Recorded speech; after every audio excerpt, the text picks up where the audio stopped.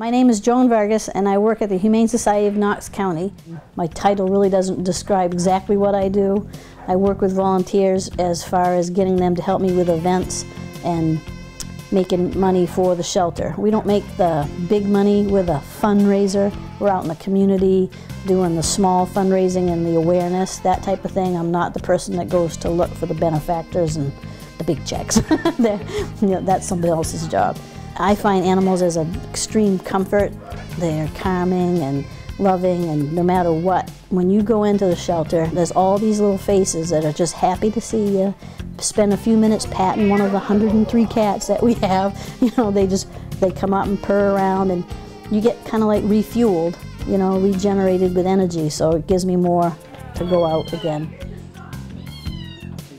We average between the incoming, the sick room, and the area where we can adopt the animals, about 100 to 103 cats.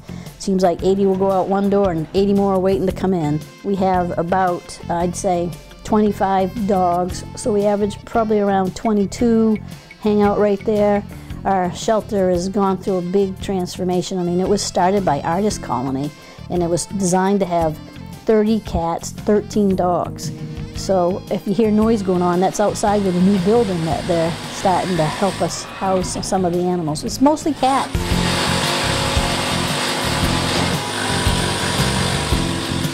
Doesn't take long to come up with more cats, and we spay and neuter every animal before it leaves. So, I mean, it's a lot of animals, and all kinds. I mean, you come in, we feel like who's your daddy? What is that? My daughter, who used to be the volunteer coordinator for the state of Maine at state level, volunteered one day at the fern foliage event that's held every year for the animal shelter. And I hadn't even thought about the animal shelter.